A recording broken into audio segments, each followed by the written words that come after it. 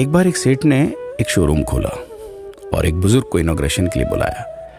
उद्घाटन के बाद जैसा कि होता है कि शोरूम के मालिक ने उन बुजुर्ग की बड़ी इज्जत की। बड़ी इज्जत अफजाई करने के बाद उनको बताया कि देखिए, यहाँ पे 21,000 चीज़ें हैं इस शोरूम में बेचने के लिए।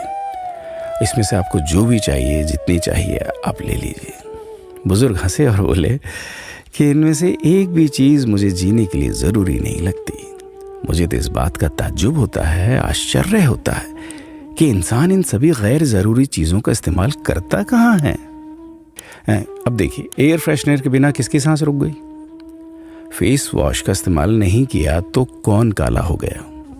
होम थिएटर लाकर कितने लोग कलाकार बन गए? कंडीशनर से किसके बाल मुलायम और काले हुए हैं? अरे, जो डाइनिंग टेबल यूज करते हैं, क्या उनके घुटने नहीं दुखते? थोड़ा दिमाग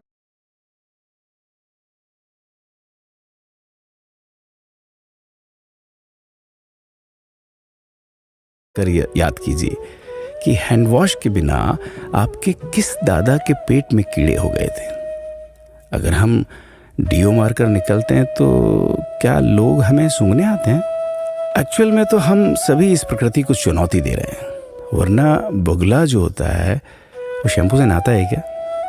मोर अपने रंगों को संवारने या बचाने के लिए कौन सा कंडीशनर या फेस वॉश इस्तेमाल करता है? कभी किसी बिल्ली को मोतियाबिंद होता देखा है? किसी खरगोश के बाल कभी गिरते हुए या सफ़ेद होते हुए देखे हैं? इनहेलर या बाम के बिना भी कुत्ते के सूंघने की क्षमता उतनी ही तेज है। मधुमक्खी का शुगर लेवल बिना दवाई के भी कंट्रोल में ही है।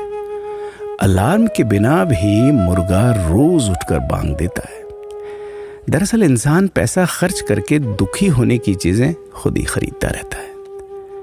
नेट बंद तो दुखी, लाइट जाए तो दुखी, मोबाइल का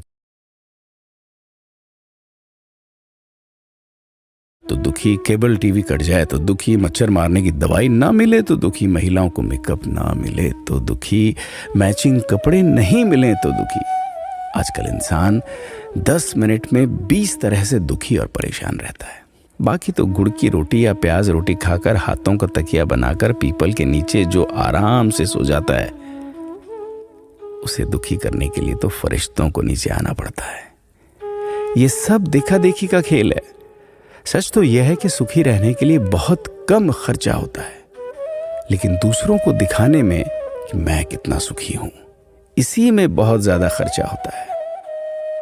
जैसे जैसे सुविधाएं बढ़ रही हैं, दुखी होने के रास्ते भी खुलते जा रहे हैं।